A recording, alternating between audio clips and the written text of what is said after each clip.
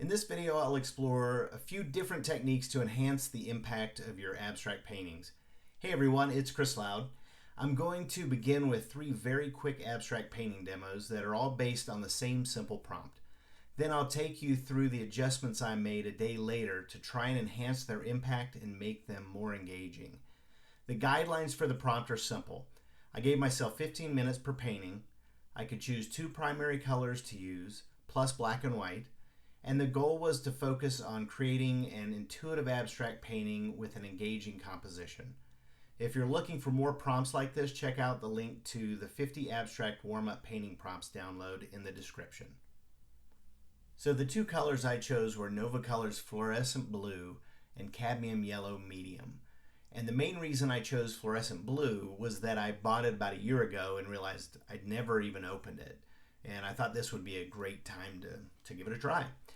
So like I said, I'll show you how I made adjustments to these paintings. One of these paintings I only made slight adjustments to. Another one I made some major changes. And then one of these paintings I really liked after the 15 minutes were up.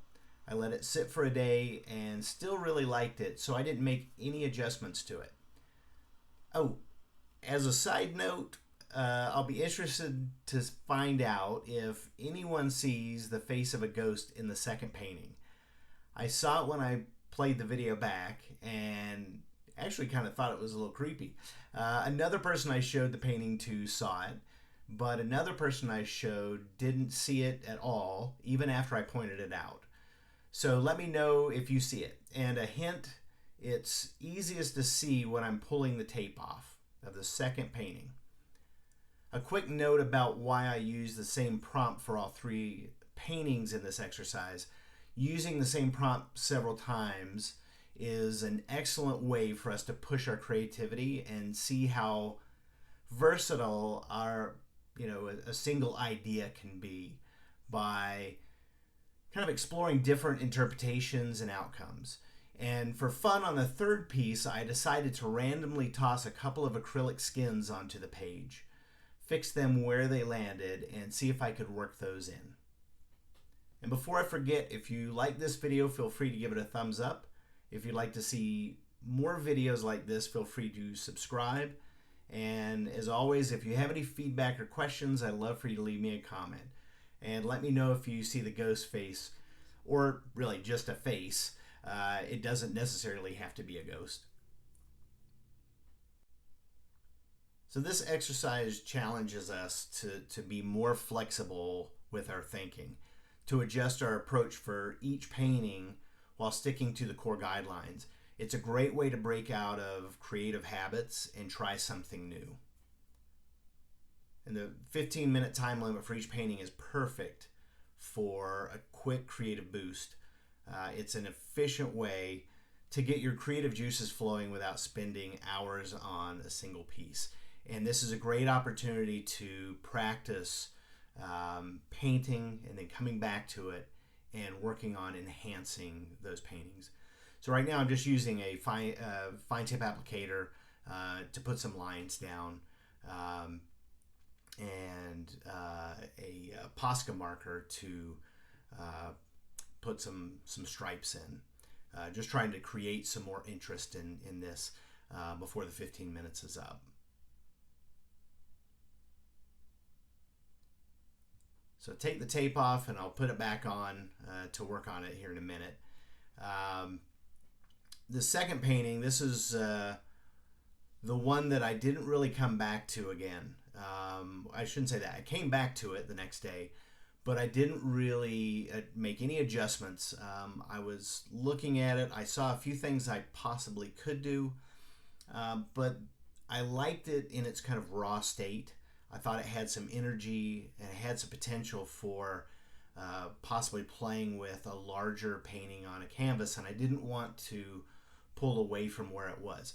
Now, with that said, doesn't mean I might not come back to it in a day or two and look at it and think, okay, I've got a few ideas of what to do to make this better or change it up slightly to make it more engaging.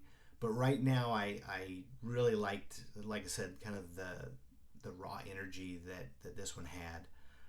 Again, very intuitive and just kind of playing and seeing what I could do. One thing I did learn about this was, or this fluorescent blue color, is you have to add, when you're mixing it with a darker color like black, you have to add just a pin drop of black because it's a fluorescent, not fluorescent, it is fluorescent, but it's a transparent color. It really disappears when you add a darker color to it. You see a hint of blue, so I had to add just a tiny bit.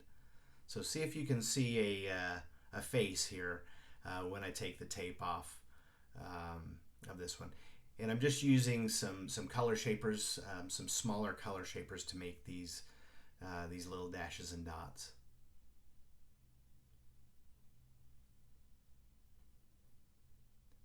But I still look at this one and really like it.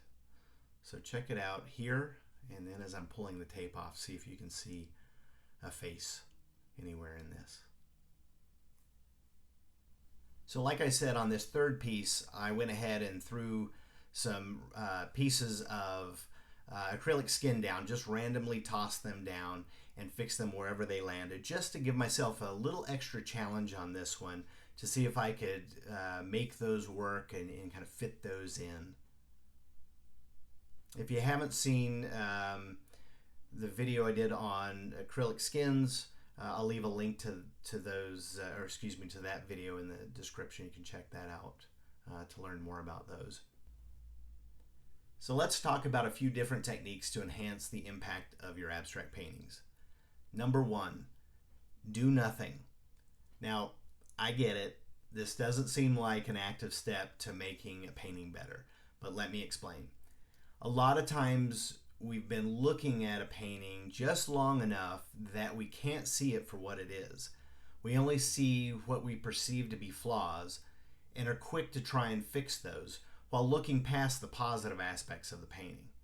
But once we give the painting a chance to breathe and ourselves a chance to come back and look at it with fresh eyes, we can better see the whole art. Sometimes we're right and we need to make some adjustments. But many times we're glad we didn't keep painting.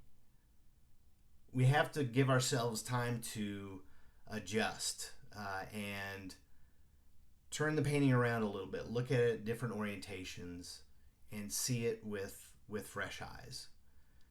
Because sometimes we have a good painting, but we overpaint. And you can watch plenty of my videos where I do just that. Sometimes on purpose, sometimes not. And that's okay. I mean, we all do that. But I think that's one thing that we all need to probably get better at is stopping and walking away for a little bit.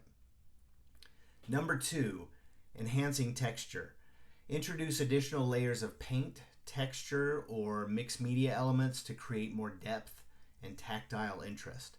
This can involve anything from glazing to adding textured mediums.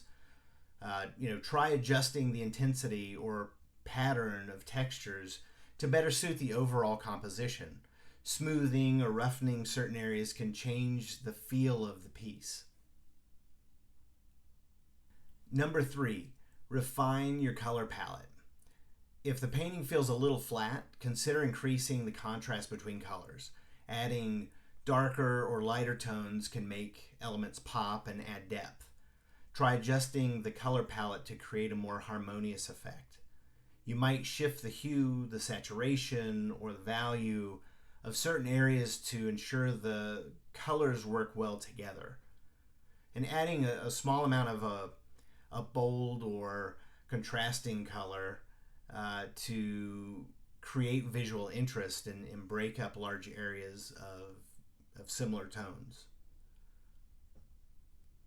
For this piece, I brought in a little color with water-soluble wax pastels to help add more variation in color, but also to help guide the eye a little more and help the composition.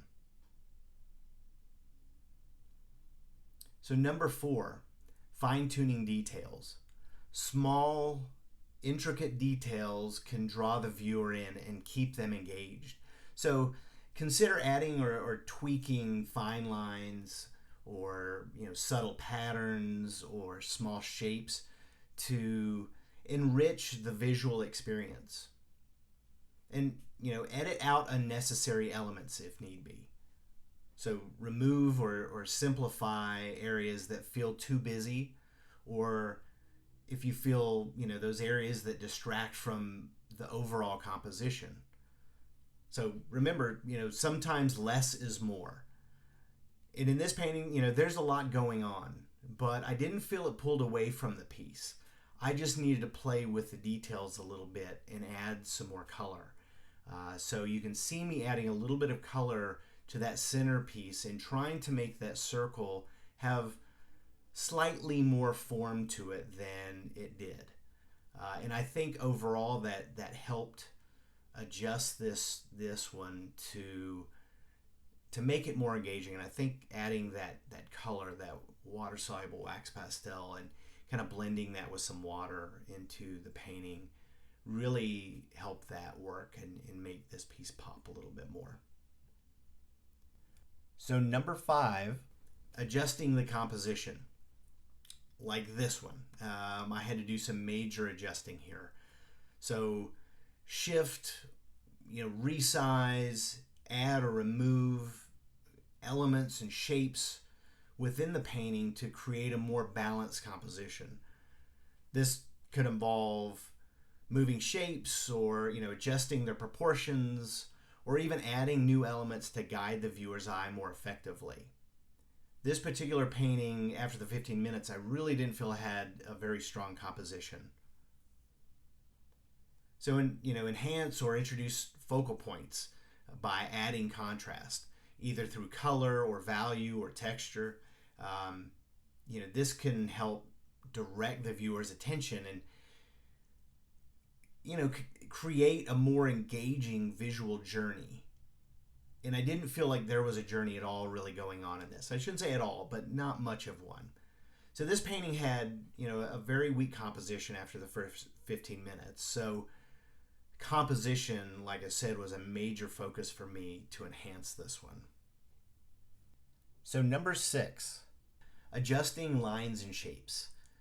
So depending on the painting's needs, you might simplify overly complex areas or add complexity to overly simple ones.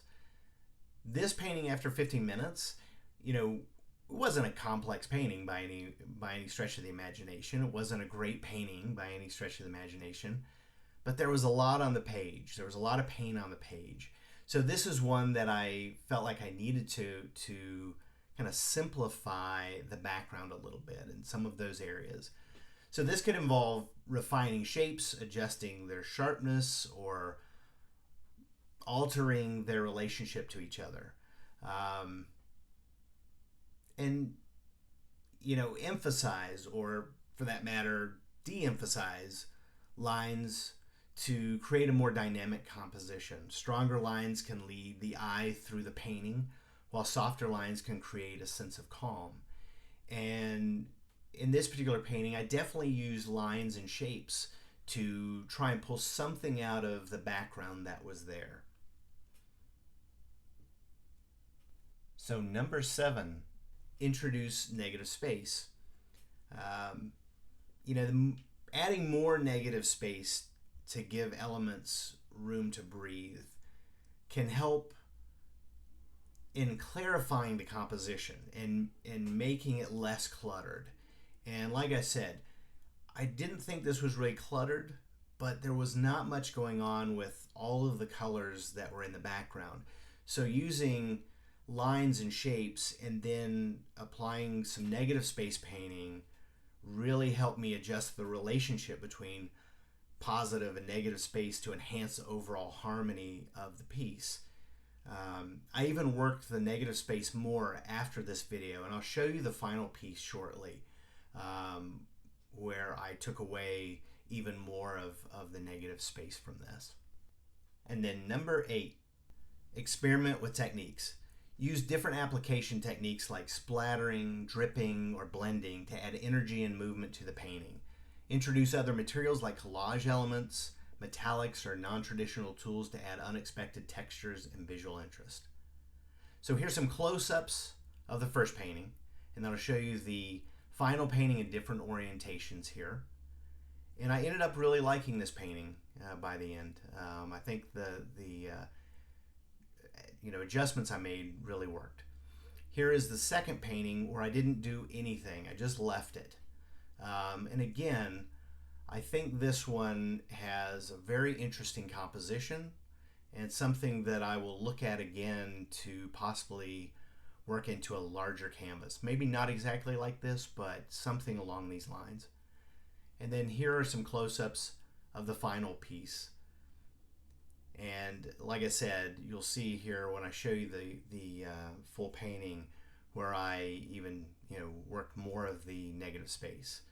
And for some reason, it looked like a fly, the very first orientation of that. But I really enjoyed this one as well. So thanks for watching, and keep on painting.